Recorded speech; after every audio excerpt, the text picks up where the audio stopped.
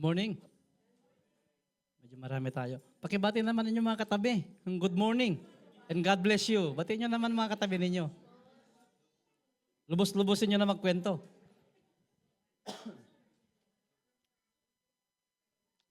Binabati rin namin ng mga nasa Zoom. Malayo man o malapit din. Ano sa'yo na kanta? Pilit ka rin nararating na mensahe ng Panginoon. Amen? As God is good, we come before His presence with humble heart to worship Him more. And with these songs that we have sung, truly, God is being worshipped by His people because He is a sovereign God. Amen? And as we continue with this series that we have, yung ating series about faith. And today's message, in connection to this series entitled The Danger of Divided Faith, speaks about shallowness of faith. And this is more evident as it's shown in the character of a certain person claiming that he or she is a follower of God. However, in reality, the evidence are not being shown. The evidences are not being shown. So, however, having a deep and submissive faith before the Lord, as God allows us to surrender ourselves before Him, as He draw us near to Him, is more into effect that we are in a near relationship, a close relationship, an intimate relationship with Him. Amen po? Let us pray. Muli, O Diyos, kami nagpapasalamat sa iyong kabutihan, Panginoon. And tunay nga, Panginoon, ikay mabuting Diyos. Ikay makapangyarihan at magpalang tunay. Punong-puno ka ng pag-ibig. Kung kaya't kami, Panginoon, na naririto, Panginoon, ay nagsasama-sama upang purihin ka, sambahin as one accord of unit to worship you in spirit and in truth. And dalangin po namin, Ama, ng salita mo, Panginoon, ay iyo pong i-convey ang iyong message using me, Lord God, hiding me behind your cross, that you only be the one to be exalted, O Lord. At salamat, O Diyos, sa pagkakataong ito, Panginoon. That really, Lord God, we come before your presence with humble heart to worship you, to adore you. In Jesus' name, amen. So as we continue in this series, the narrative of faith in the book of James doesn't contradict any books in the Bible. As some people claims that there are some conflicts, which is in context, reading Ephesians, Romans, and other books explains further as James make it logical to a point of living by faith. Amen? And Brother Kurt, Brother Alvin, and Brother Bigan expound this further. In Isaiah chapter 1, chapter 2, chapter 3, and today we have this chapter 4. And as the point of the book of James, emphasizing the importance of faith manifested through actions and wisdom in facing trials as we believers with faith, like what we claimed that we should have that firm and foundational faith before Christ, having a genuine faith. And of course, this only can be evidently shown on how you act, how you commence your life before God in your lifestyle, especially during trials. Sabi nga nila yung toothpaste, no? Close up, confident. Anong araw, Pepsodent. Pabili nga ng Colgate, yung Pepsodent. Ganda ng package, no? But unless you press that at nakita mo yung laman, yun yung laman niya. When we are in trials, then we can see how you act, how you respond. And that in moral behavior, in good deeds, it should be a natural result of your faith before the Lord as you exercise your genuine faith before Him. And in this book, it addresses every various issues, including the importance of perseverance in trials. Alam mo, pag nasa Panginoon ka, kahit meron kang pinagdadaanan, ang sabi nga ng aklat ni James, no, you have that joy and perseverance. As you need this wisdom coming from the Lord, that this book also looking into the danger of favoritism and worldliness. So, without understanding the true connection before God, through Christ our Lord in relationship with Him, it will lead someone to nowhere. Saan ka pupunta? Do you know where you going through? Lagi kong kinakanta yan pagka nawiwindang ang buhay mo. Do you know? You have to remind yourself, do you know where you're going through? Will lead someone to an idle belief that may sway from one side to another. Palingon-lingon ka. Alin ba ang tama, alin ba ang totoo? And it will easily destroy someone in a simple trials or temptations that they may encounter pag wala kang totoong pananampalataya sa Panginoon. This is how the book of James, as we start in James 1 verse 2 to 4 says, reminding every believers to be joyful. Yung word niya, joyful in realization, having trials in many kinds, yet you are belong to Christ. Amen? Who is the perfecter of our faith.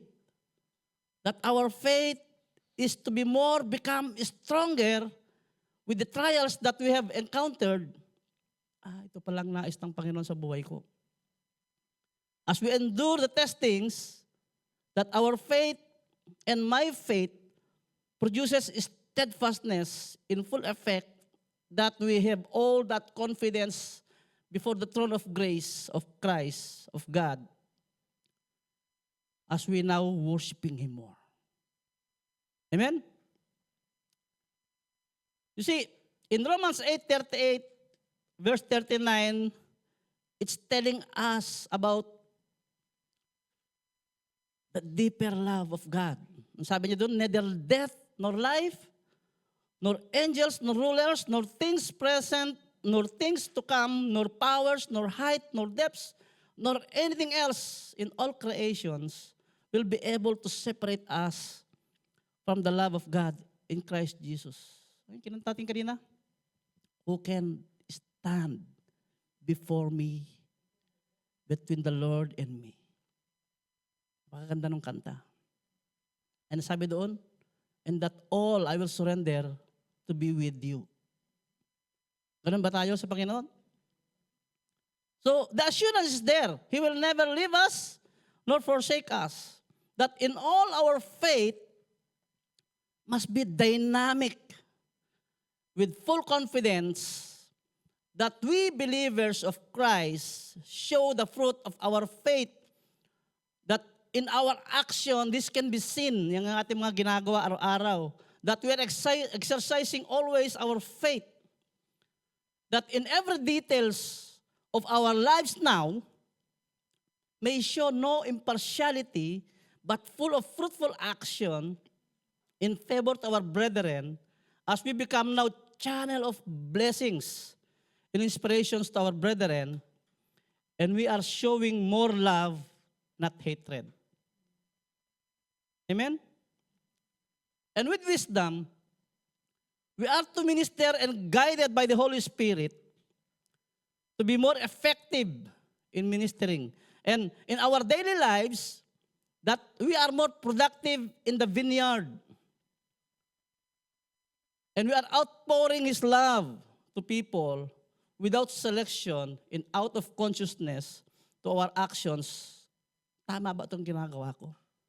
Nakakatulong ba itong ginagawa ko?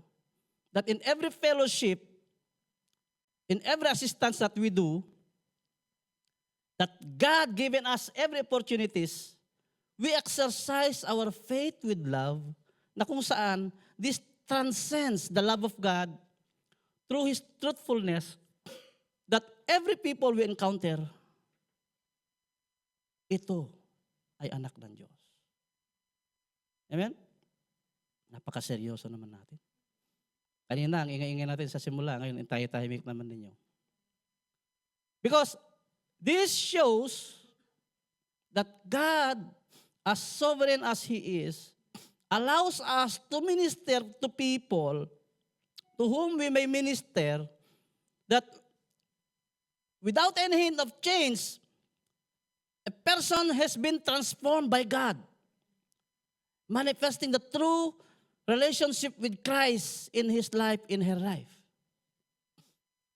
Kaya nga, now that you are called new creation, whom now craving for the word of God, not the worldly thing. Na dati, yung ating nakaraang buhay, ngayon, conscious na tayo sa ating mga ginagawa. Sa bawat buhay na ginagampanan natin, ito ba'y nais ng Panginoon? That in real repentance, a believer of Christ, whom with full conviction, has now seriously taking up steps toward progressive change. Na kung saan, with all humility and submission in full to Christ, nakita mong may mali ka, Lord, patawarin mo ako. What I mean by that is that in your sense, you are mindful of your character and attitude toward others in general, that you are not belong to your own now. You are totally different from before. That your old self has now gradually being transformed through the teaching of God in the Bible, through Christ our Lord. That being inspired in every readings, that in every believers that you are being encountered, that you both outpouring love to each other. Nagpapalitan kayo ngayon ng love. Parang yung mag-asawa, I do. Till death do us part. Yun ang mahirap pagka shallow faith that we come to back to what I have told a while ago. Ay, may marami kang ibang priority sa buhay na hindi mo nakikita yung ninanais ng Panginoon. You see, Colossians 3, verse 1 to 4 says, if then you have been raised with Christ, seek the things that are above, where Christ is seated at the right hand of God. Set your minds on things that are above, not on things that are on earth. For you have died, and your life is hidden with Christ in God. When Christ is who is your life appears, then you also will appear with Him in glory.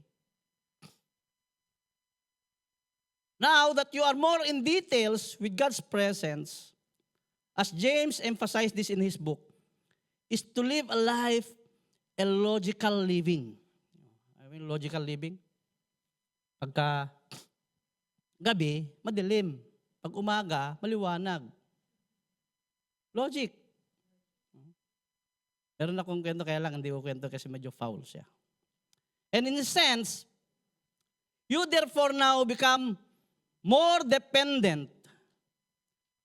In a sense that you're truly submitting everything of your life before God, that every details of your decision and every action that you will make, you are consciously now on how to mingle to people and to your adversaries and to your endeavors with co-believers, that you are truly changed and constantly changing from glory to glory. Amen?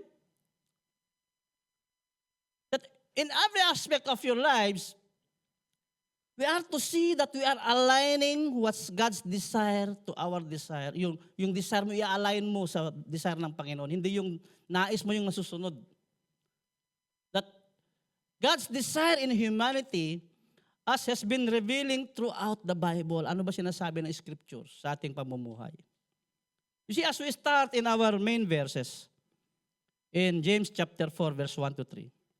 Sabi doon, what causes quarrels and what causes fight among you, it is not this, that your passions are at war within you. You desire and do not have, so you murder. You covet and cannot obtain, so you fight and quarrel. You do not have because you do not ask. You ask and do not receive because you ask wrongly to spend it on your passions.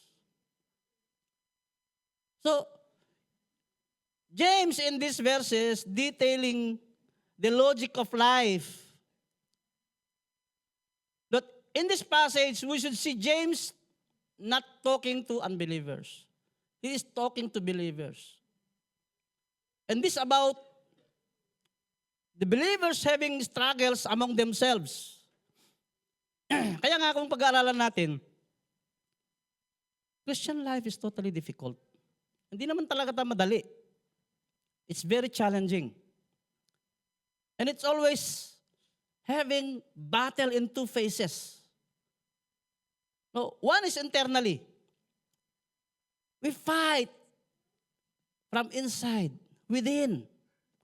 Because we are still against our sinful nature that though we thought that we are progressively maturing, we are having constant battle.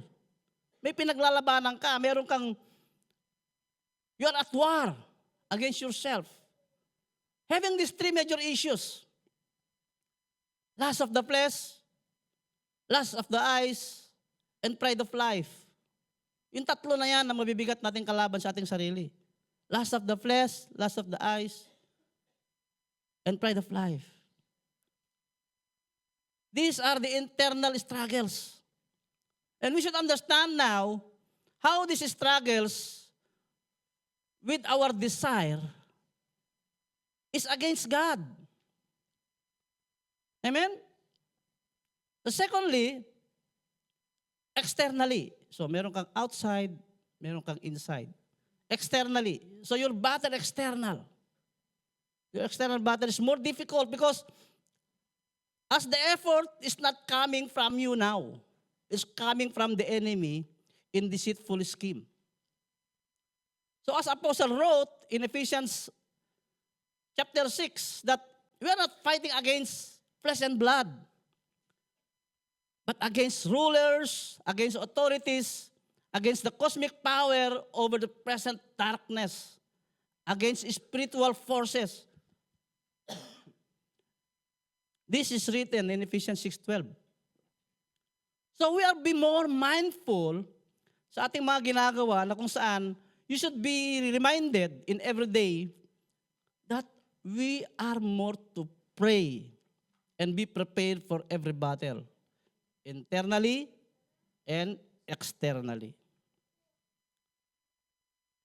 So I have prepared some 7 points here as we have this a real walk of faith with wisdom of God. Is that in concept of consciousness and preparedness for ourselves. So number 1, know your weaknesses. Ano ba yung mga kahinaan mo? Pornography, lust of the flesh, lust of the eyes, masarap kumain, kahit high blood ka, lechon manok, lechon baboy, masarap maglakwatsa, mataas ang iyong pride. These are the common weaknesses of a person. Our internal problems will prevail if we are not in focus. Pag hindi ka nakafocus sa Panginoong Diyos, lalabas yan. Nauuna yung internal problems mo, lalabas. And this can attack you without acknowledging your weaknesses, that we also should prepare against this. We should also prepare against this. And we know very well that we cannot do this with our own strength. Hindi mo na ito kaya sa sarili mong kakayanan, kalakasan with your self-effort. But this bring you more in confidence when you seek God as the Holy Spirit guiding us every day with His Word in the Bible, so that you yourselves, considered as followers of Christ, believers of Christ, You should be now putting yourself into humble heart and depending more of God. So Colossians 3 verse 5 says, put to death therefore what is earthly in you. Ano yung isa? Sexual immorality, impurity, passion, evil desire, and covetousness, which idolatry sa harapan ng Panginoon. So number 2 now has to desire more of God. No, you are now desiring more of God. Alam mo, hindi mo kaya eh. Desiring more of God. You see in Psalms 37 verse 4 says, delight yourself in the Lord, and He will give you the desire of your heart. So you should crave now God's word and pray more. We should meditate in God's word and seek Him more every day. That's why we keep hearing the Matthew 6:33, as God is always be our priority in life. And going back to chapter 4 of James 1 to 3, you see, pansinin mo doon, parang lagi nang binabanggit, you are now having quarrels. So internal battles are more neglected by many, that you become more stubborn, that you deny your sin and your self-justification. Mabait naman ako eh. Hindi ako mali. And you are now having raising the pride of yourselves in the occasion that you are not becoming the person that you desire to be humble as one. Na kung saan, you are now not admitting false acts against fellow men. Wala naman akong maling ginawa. Ganyan tayo eh. That's why, number 3 is telling us to be more logical in these situations. Number 3, know the logic of your situations. You see, as verse 1 to 3 says, you should know now the root of the conflicts. Saan ba nag-uugat ito? You notice the first 3 verses? Talks about internal issues. Ano ba ang dahilan? Speak about disagreement. Tama ba ako o mali siya? Tama ba siya o mali ako? You are now more on your self-desire. Knowing that reality of old life and the life that you are now committed to Christ is totally different. You're going to tell yourselves, this is not about me anymore. Hindi na ito tungkol sa akin. And we read that in Galatians chapter 2 verse 20. Ano sabi doon? I have been crucified with Christ. It's no longer I who live, but Christ who lives in me. And the life I now live in the flesh, I live by faith in the Son of God who loved me and gave Himself for me. This should be our orientation in life, na kung saan we desire to know what God's desire for us to do. We are totally committed to Him now, na ano ba nais ng Panginoon sa akin? Hindi mo yan malalaman sa sarili mong pagtatanong lamang. You should bow down and pray and seek God first every day. That when you are in tune with God, everything fall into proper places. No? Nakikita mo yan, sumasang-ayon lahat ng pagkakataon. Our prayers, our decisions, and responses will be aligned together for God's glory. Alala ko, may tagpo ako, maliliit na detalye. Lord, andito kami ngayon sa Dubai Mall. I prayed. Nakauwi man lang ako, prayer meeting is 8:30 in the evening. And ngayon, marami na tayong mga access. Makikita mo sa Google Map kung ilang oras ang biyahe mo. And it's truly unbelievable ang mga nangyayari ngayon traffic. Isipin mo, 25 kilometers, it will took you 2.5 or 1.5 hours, lalo na kung merong banggaan. And God answered me in details na kung saan dumarating ako sa bahay. 8:29, may 1 minute pa ako umakyat kila Tita Marcel. And I worship God with these small things. That's why number 4 is telling us anticipation with wisdom. Kaya nga ang kasabihan, di ba, pag mayroong nagtuturo sa iyo na tungkol sa sakit, prevention is better than cure. So anticipate mo. Lalabas tayo ngayon, meron tayong prayer meeting mamaya. Lalabas tayo ngayon, meron tayong practice mamaya. Ilang oras ang biyahe ko. So you anticipate. Pag nasiraan ako, ano mangyayari? Magta-taxi ako, paparada ko dito. You have these advanced steps. 2 weeks from now, magbabakasyon ako. Kailangan ko ng 100,000, bibigay ko kay auntie, kay uncle. Meron ka mga anticipations. Okay? So James 4:4-5 says, natawa kayo sa pasalubong. Sino ba mga uwi dito? Tasa kami nang uuwi the following weeks. And this is telling us, no, pag ginawa ko ito, anong mangyayari? No, pag ginawa ko itong mga bagay nito, anong mangyayari? May anticipation ka eh. Even temptations comes, at medyo na-tempt ka, pag ginawa ko ito, anong mangyayari? That's called anticipation. Pag hindi mo kaya, then now you bow to pray. Lord, the temptation is too much. I cannot bear it. Kaya James chapter 4 verse 4 and 5 saying, you adulterous people, do you not know that friendship with the world is enmity with God? Therefore, whoever wishes to be a friend of the world makes himself an enemy of God. Or do you suppose it is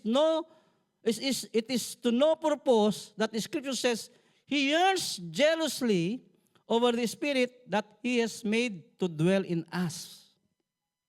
Kaya nga, ang word na adultery, yung adulterer na sinasabi, it simply explains double-minded. Di ba? Pag ang lalaki nangaliwa, ang tawag sa kanya adultery. Pag sa babae, ang ngayon sa ating mga law, concubine. Pero actually, it's the same adulterous act. Meaning to say, you have that double mind, not being firm with what you have committed to. No? Kung committed ka isang tao, committed ka isang bagay, hindi ka na kaliwat kanan ang tinitingnan mo. Kung sa Panginoon ka, sa Panginoon ka. So, you see, double mind explains that looking at other sources in life, that you think that you have benefiting from that outside sources that you are thinking of, that you forget what originally given by God as your source of life. Pabago-bago isip. Kukuha ka ng halaman, he loves me not, he loves me not. Oy, he loves me. Hindi katiyak. Wala kang katiyakan sa buhay. Ang sabi pa doon, di ba, yung sinasabi niya, and you are doing this in wrong motive. Nagpe-pray naman ako eh. Tumaya nga ako ng wedding eh. Nagpray ako. Lord, papanalunin mo para ito sa kabutihan ng iyong mga anak. Tapos nanalo. Ipopost pa doon, praise God, nanalo ang taya ko. Kakalungkot. Tapos malaman-laman mo, he is claiming that he is a Christian. Kaya nga Romans 12 always reminding us in verse 1-2, sabi doon, I appeal to you, therefore, brothers and sisters, no? But the mercy of God to present your bodies as living sacrifice, holy and acceptable to God, which is your spiritual worship. Do not be conformed to this world, but be transformed by the renewing of your mind, that by testing you may discern what is the will of God, what is good and acceptable and perfect. So inaalam mo na ngayon sa buhay mo that as you prepare daily, what God is telling you when we pray is that you are now consistently seeking God. Lord, tulungan mo ako. God, as the Holy Spirit guides you, that obeying His word will always put you to prevent any compromises. Amen? That when you are prepared, you have that confidence. Ito ang sinasabi ng Scripture. Then you have to be firm. That's why this has to be established in our daily routine that having wisdom in every circumstances is kneeling before God, seeking the guidance of the Holy Spirit, that this decision-making that I will going to have is hard. Lord, please help me. And true enough, God, as sovereign and loving as He is, He will help you. That's why the number 5 point is you have to be consistently conscious in the presence of God. You have to be conscious in God's presence as you know Him that He is omnipresent God. Knowing God is everywhere. Note that in His word, ano sabi doon, He never leave us nor forsake us. And this come into your senses that if you are in tune with God, you have now more access. You will be now more conscious in anything. Naayos mo ba ito, Lord? That's why communicating with God in prayer has to be maximized by every believer. As we called into fellowship with Him, that we ought to pray and seek Him daily. We are to be consistent and conscious the presence of God. As this verse 6 tells us, but He gives more grace. Therefore it says, God opposes the proud but gives grace to the humble. Pointing us to number 6. Meron tayo, sabi doon, be humble, seek God's forgiveness in full submission.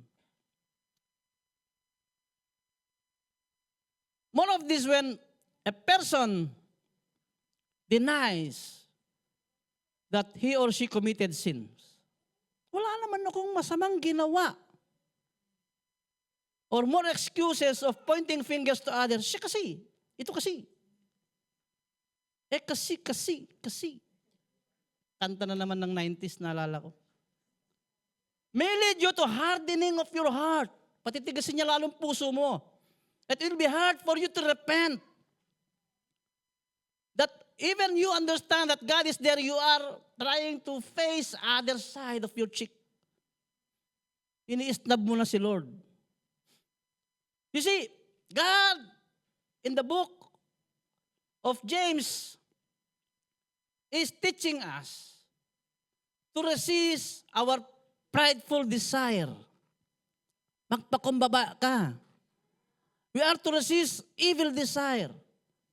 Our internal problems should be addressed right away and not to prolong such thing that you putting a period of long durations of agony. It will become more complicated. And He says, He gave more grace. Saan? More grace to those who humble themselves before God, opposing the proud life na kung saan we are submissive before God and wholeheartedly and humble heart. Verse 7 is telling us, submit yourself therefore to God, resist the devil, and he will flee from you. Now I was talking about external forces. The way of the devil is deceitful. Diba? Simple lang, no? Genesis chapter 1, God taught us in a simple lesson. Ano sabi ng serpent? Di ba sabi naman siya, hindi ka naman mamamatay. Kainin mo yung prutas na to. Maging katulad ka pa niya.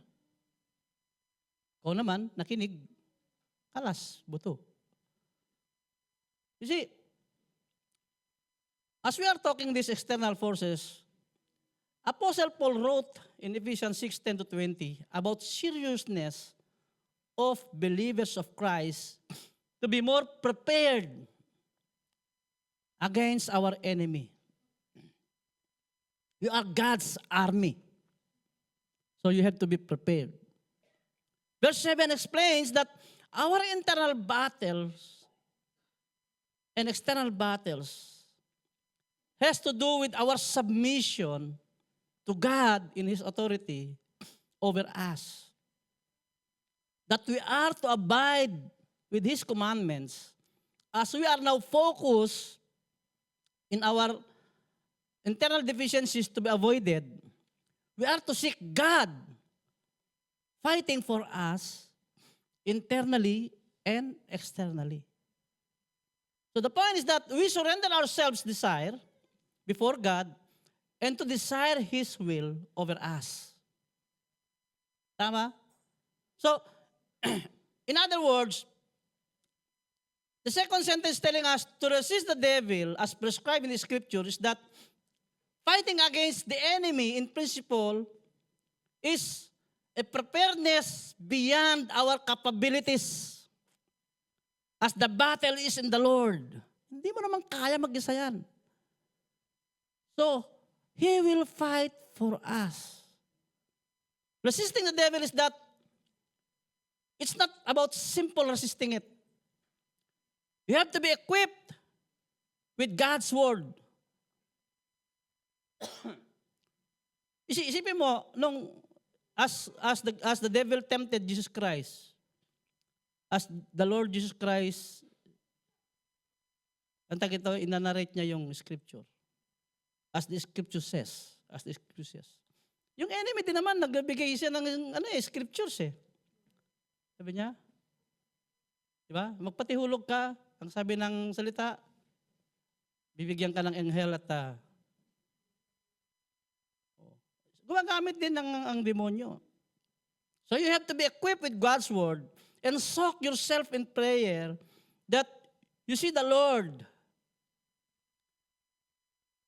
that you are in tune with God. And as this devil see you with God, definitely he will flee.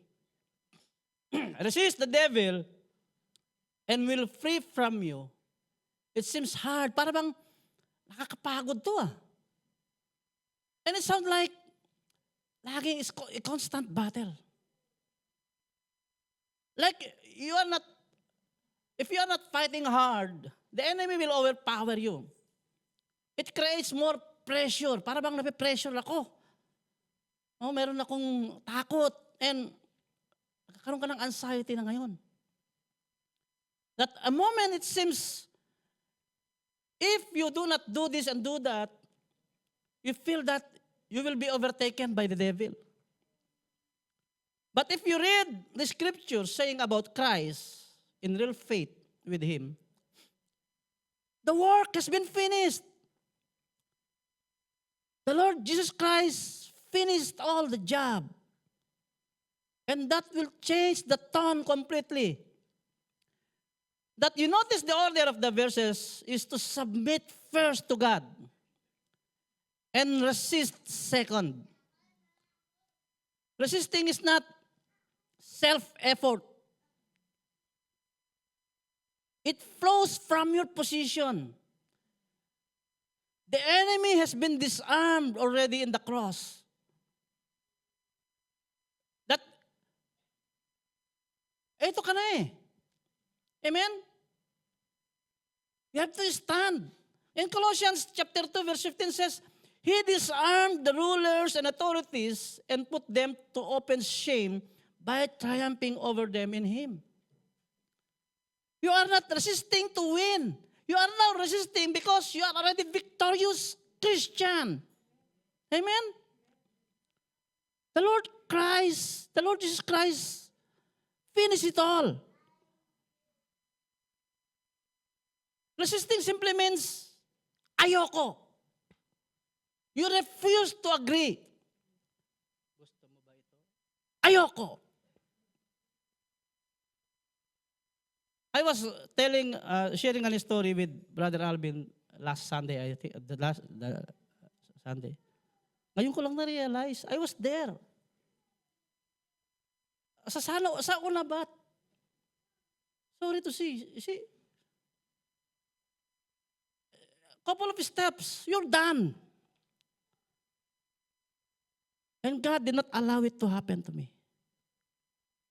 You see, Romans chapter 8 verse 1 says that you are being assured with Christ. Ang sabi niya doon, there is therefore now no condemnation for those who are in Christ. You see, the enemy will put in your mouth the lies, as he is the father of lies. Imamali niya yan eh. Pag nakinig ka sa kanya, wala na. So resistance is not actually shouting louder like ginagawa ko ngayon, sisisigaw na yata ako. It is standing firm with Christ that He has done it all. And verse 8 tell us more by having intimate relationship with God through Christ. Sabi doon, draw near to God and He will draw near to you. Cleanse your hands, you sinners, and purify your hearts, you double-minded. Draw near to God and He will draw near to you. It speaks about firm belief. It speaks about humble heart bowing down before Him in truthfulness of full surrender that surely He is faithfully forgives. Hingi ka sa Kanya ng kapatawaran sa mga ginagawa mo. And the Lord forgives. Be ready. And followed by, cleanse your hands, you sinners, and purify your hearts, you double-minded.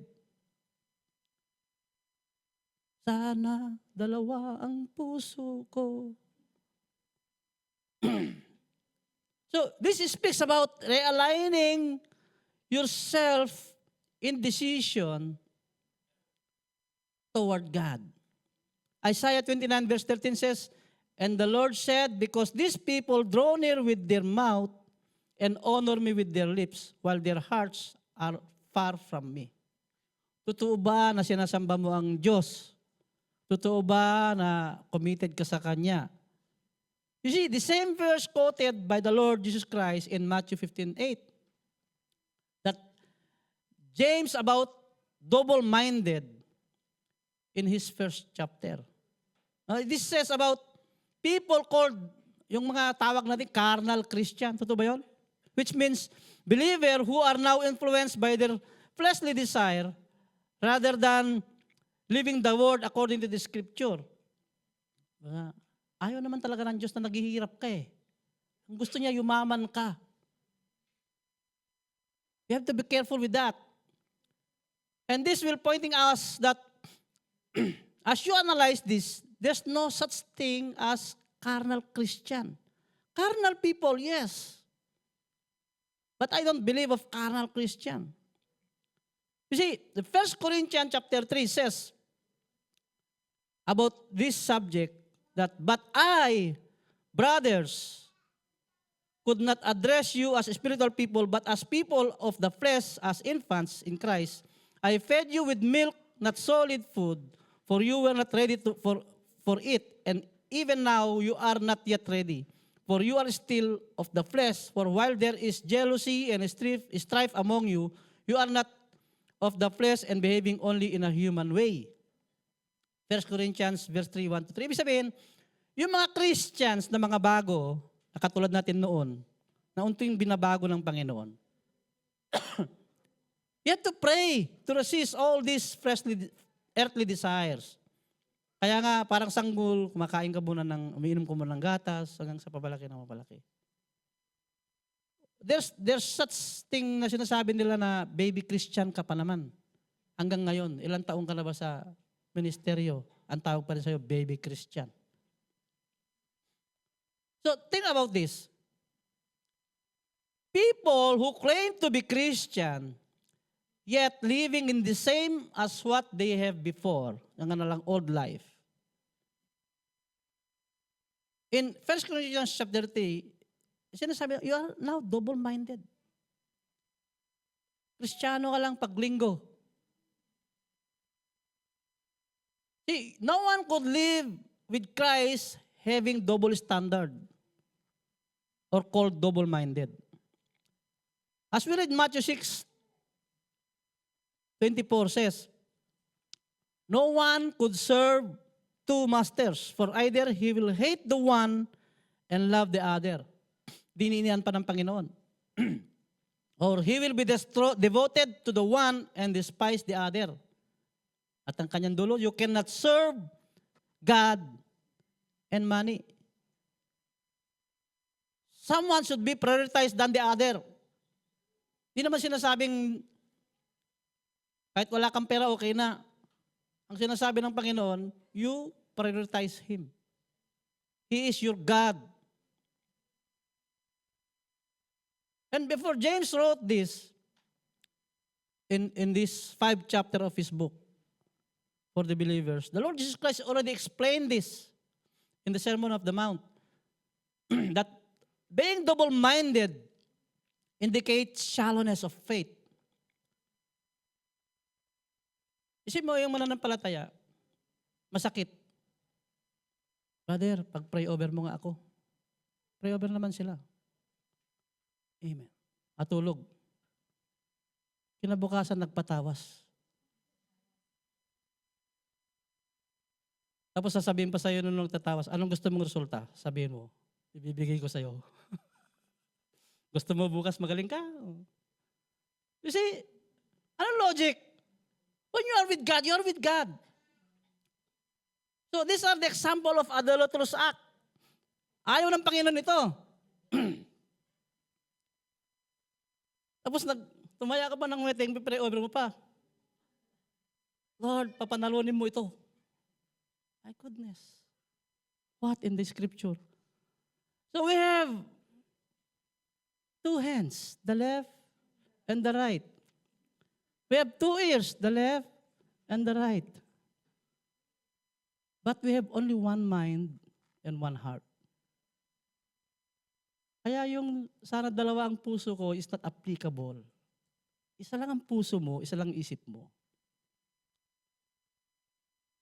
Pag hindi ka tiyak, kneel down before God. That's putting us to number 7 point. Be decisive and have a firm faith with God. You are now in full decision, 100%, to follow and obey the Lord as He is leading you now in every way of your life. That brings you to worship Him more. So, what James explains about clean hands, you sinners, and purify your heart is that you are now in complete repentance with firm foundation belief as you are now putting 100% trust in the Lord. Purifying your heart in boldness as you devote yourself to Christ, not to put faith to any side outside Christ's belief. So, this emphasizes the importance of repentance and self-examination. Maayos ba ang puso ko, Lord? It's calls about believers to cleanse their actions and purify their inner thoughts to align with God's will. That no double-minded person, the term double-minded person, talk about unloyalty. Pag unloyal ka, talaga sigurado yan. Mamangka ka sa dalawang ilog. Yung sinasabi. So yung shallowness of faith indicates that a person having a divided mind, katulad ng ating picture kanina. God or Word? God or Word? Mundo ba o Diyos? And this cannot stand before God. And we have to be address this, that the leader of this world is evil. So James explains in this chapter 1, in verse 6 to 7, says, pointing out that such person with double mind or divided mind is unstable. Sabi pa nga niya doon, wala ka na dapat ma-receive pa eh. You are not supposed to receive anything from the Lord because you are a double-minded person. That's why verse 9 to 10 of James chapter 4, as we continue, sabi doon, we be wretched and mourn and weep. Let your laughter be turned to mourning and your joy to gloom. Ano ibig sabihin nito? Magpatira pa ka sa Panginoon. Humble yourself before the Lord and He will exalt you. This is speak about the importance of acknowledging God. That when you and me commit sin, of course, hindi naman tayo 100% hindi tayo nagkukommit ng sin ngayon. Kaya nga sabi sa Biblia, di ba, pag sino mang tao nagsasabi na hindi siya nagkakasala, siya ay sinungaling. That you are now grieving because you hate sin. That your shortcoming before God is not good enough na kung saan lumalapit ka sa Panginoon ngayon. And this will bring you to transformation that with sincerity of your sorrow, that you are now admitting that you have sins against God. Napansin niyo ba yung tagpo ni Prophet Nathan at saka ni King David? Kinentuhan lang niya eh. Alam mo, merong dalawa magkapitbahay. Yung isa may kambing, yung mayaman, marami siyang tupa. Dumating yung bisita nung mayaman. Ang ginawa niya, kinuha niya yung kambing ng kapitbahay, kinatay niya, at saka yun ng kanyang hinanda. Kaya kagad si King David, sana mamatay tao na yun. Ang sabi sa kanya ni Nathan, Prophet Nathan, ikaw yun. Ano sagot ni King David? Hindi ako ha. Ganun ba? I have sinned against God. That He forgives me.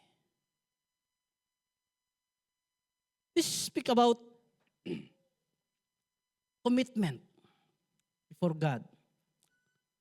As the same reminder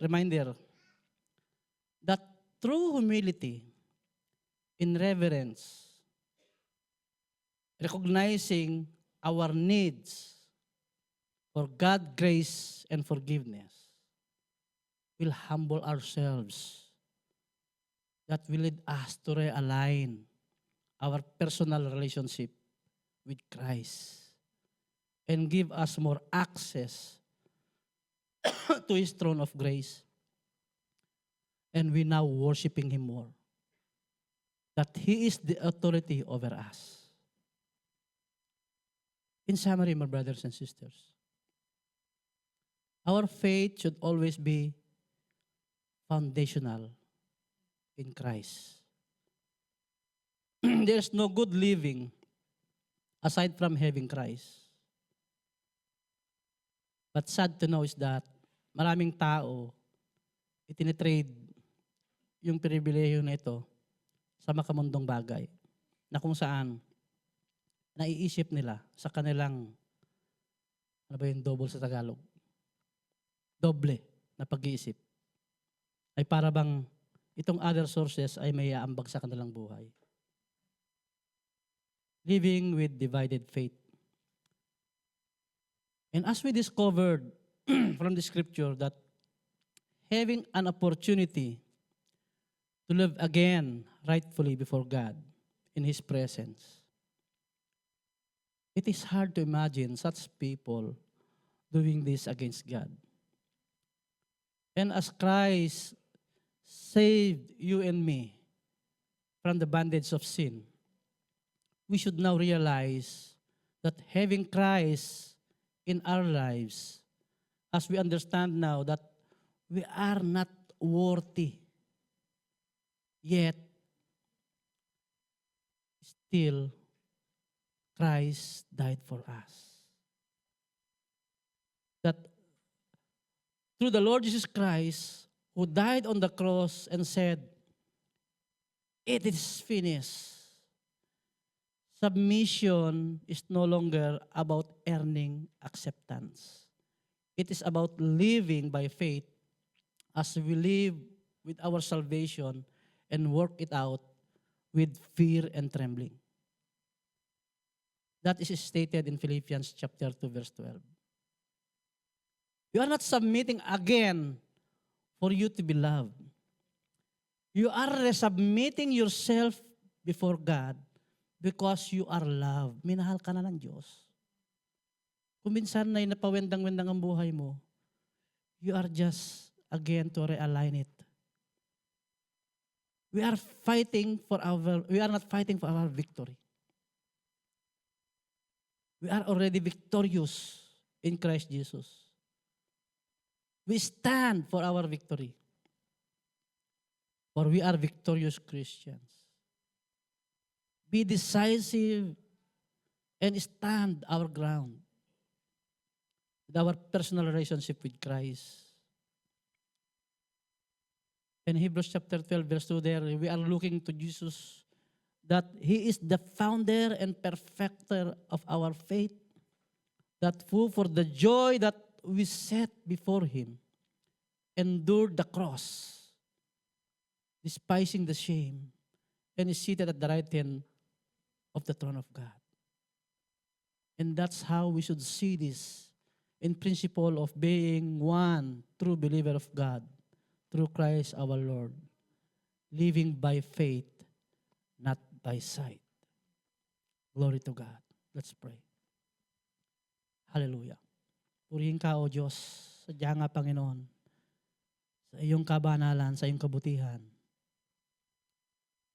Your God who loves, Panginoon. Your God who forgives. You taught us, Lord God, to be obedient. Lord, help us to be obedient one.